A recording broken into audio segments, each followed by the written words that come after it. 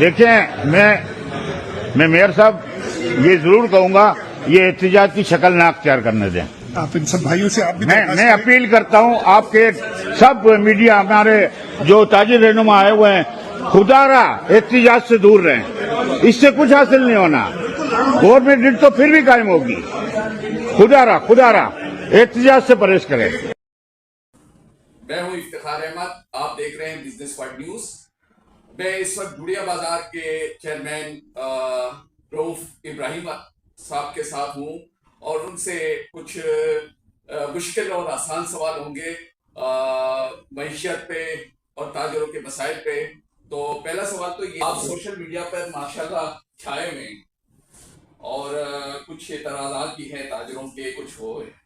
ایک تو پہلا اعتراض ہے کہ آپ کرسی چھوڑ نہیں رہے چیئرمین شپ کی یا کسی چیز کی بھی. کہیں بھی جاتے تو آپ کو پہلے سیٹ آپ کو مل جائے. جیسے آپ نے کراچی چیمبر میں فرسٹ ٹائم جب میٹنگ ہوئی تو آپ نے کہا کہ کرسی آگے لگاؤ اور سراج قاسم بھائی کے بیٹے کو آگے لگاؤ. تو اس بارے میں آپ کچھ غلط فہمیاں ہیں اس کو دور کریں. چیمبر آف کامرس ایک اچھا ادارہ ہے اور سپریم ادارہ ہے. جتنے تاجر تنظیم ہیں ان کا سربراہ ہے. دیکھیں آپ، جب انتخابات ہوتے ہیں کراچی چیمبر آف کامرس میں اپوزیشن میں انتخابات بھی لڑے ہیں، 2 لڑے ہیں. وہ بھی سراج قاسم تیلی محروم کی بی ایم جی این ہو خالص میں، اور بی ایم جی این وہ بھی بی ایم جی این ہے. ہمارا کوئی ذاتی اختلاف نہیں ہوتا ہے. اختلاف بڑا اختلاف بھی نہیں ہونا چاہیے. اختلاف ہو تو مثبت سوچ ہو کہ ہم اس پہ کیا ہماری تحفظات ہونے چاہیے.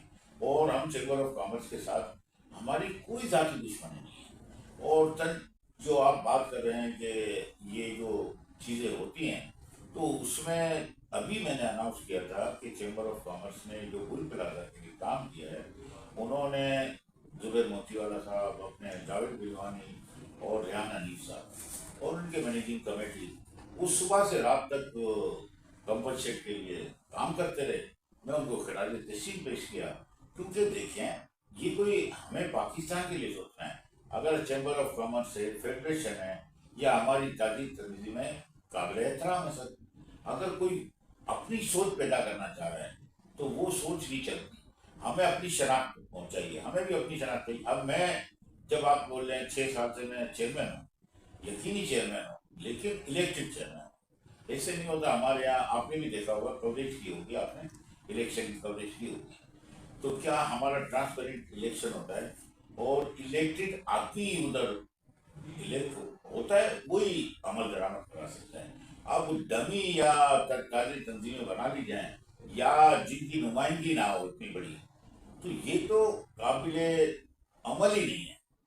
آپ کہیں کہ جو ایسوسیشن ہیں جو واقعی ایک آواز بلند کرنا ہے تاجروں کے لیے اور ان کے ریلیف کے لیے، ہر بازار کے لیے سوچنا پڑتا ہے.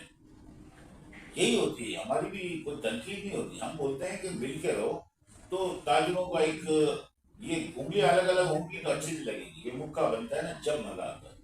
اب دیکھیں وزیر اعلیٰ سندھ مراد علی شاہ نے بھی بلایا، وزیر مملکت وزیر خزانہ نے ان کو بھی بلایا، تاجروں کو ایف پی آر کے چیئرمین نے بلایا اور تمام اسٹیٹ بینک انہوں نے بھی بلایا.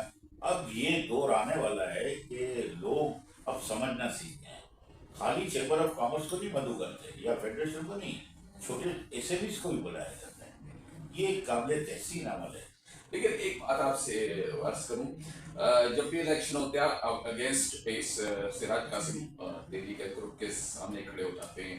اور پچھلے سال جو پچھلا الیکشن ہوا اس میں بھی آپ اگینسٹ کھڑے ہوئے تھے، لیکن آپ نے وڈرا بھی کیا بعد میں، جو بھی کیا آپ نے. لیکن یہاں پر آپ سوال پیدا ہوتے ہیں کہ آپ کچھ تحفظات رکھتے ہیں چیمبر کے. زبیر موتی والا پہلے تو سراج قاسم تیلی صاحب تھے تو اس مقابلے میں آپ کچھ بول نہیں پا رہے تھے صحیح تو، لیکن آپ زبیر موتی والا ہے تو ان کی آپ تھوڑا سا مخالفت برائے مخالفت کر رہے ہیں. یہ سوال کئی لوگوں کے. دیکھو اچھی بات کہی آپ نے، مخالفت برائے مخالفت ہونی نہیں چاہیے. چاہے میں خود کیوں نہ ہوں یا کوئی بھی ہو، مخالفت برائے مخالفت نہیں چاہیے. ہمیں مثبت سوچ لانی چاہیے.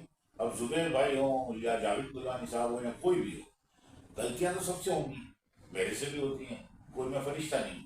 तो जब हमें कोई चीज नजर आती है तो हम बोलते हैं सर ये आपको देखें कि ये चीजें, ये हड़ताल और इसका हिस्सा बने हैं, तो इसमें हमें कहाँ ट्रक की बत्ती के पीछे लगा दिया गया, क्यों ऐसे किया गया? जब आपने सही कर लिया था कि हड़ताल तो नहीं करनी है, फिर आपने अनाउंस कर दिया, फिर उसके ऊपर मैंने एतराज भी किया कि जब ये चीज होनी थी तो फिर हड़ताल क्यों करवाई? पूरे कराची शहर को बंद करने से कोई फायदा तो नहीं हुआ, और वो का नुकसान ही हुआ ना।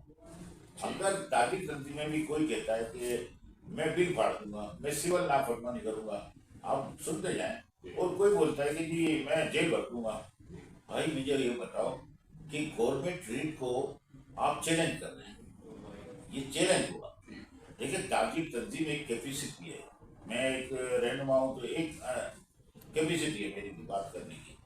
मैं ये कहूँ कि आप ये समझने की कोशिश करें कि जब पाकिस्तान के ऐसे हालात हैं, जंगी सूरत है, खलीजी ममालिक की जंग छिड़ी हुई है, आप खुद सोचें कि जब आपको बुला रहे हैं वजीर आला सिंह, गवर्नर साहब खुद, और गवर्नर साहब की मीटिंग में मैं भी था, जब मुझे मौका ही नहीं दिया गया तो मैं चला गया वाकई। लेकिन आपने वहां पर आपने सबके सामने हाथ, बल्कि वज़ीर आला के हाथ जोड़े, आपने कहा कि मुझे आप खुदा के वास्ते ये एहतजाज ना करें, जबकि आप ताजिरों के साथ गए और ताजिरों की नुमाइंदगी कर रहे हैं, तो आप ताजिरों के, आप वहां पर बजाय इसके कि आप उनका साथ देते, आप वज़ीर आला का साथ, हुकूमत का साथ दे रहे हैं, आप हाथ जोड़ के आप एहतजाज ना करने का, इस पे बड़े लोग सवाल उठा रहे हैं कि आप क्यों ऐसा करें? आप बात समझें, ताजिर तंजीम में जो भी है, हमारा क्या मौक़िफ़ था?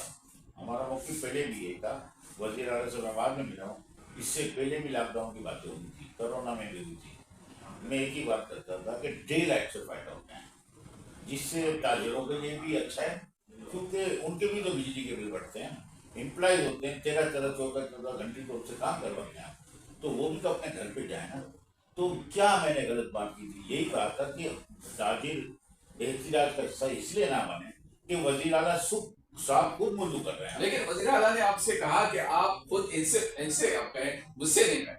ये देखो जो उनका वीडियो पे आई, उन्होंने कहा कि आप बोलें, दो दरखास्त आप करें, तो उन्होंने क्या जुर्म किया है, मैंने क्या जुर्म किया है? मैंने हाथ जोड़े हैं ना, कोई उनको वो तो नहीं। अच्छा, फिर आप गवर्नर हाउस में भी ये आपके गवर्नर हाउस का मैं बता दूं आपको कि रिजवान इरफान साहब ने मुझे दावत दी थी, मुझे गवर्नर साहब ने कोई दावत नहीं दी। मेरे मौक़िफ़ ये था कि मैंने कहा सर ये मुझे बोलने का मौका देंगे तो मैं जरूर आऊँगा, तो उन्होंने कहा बिल्कुल मिलेगा।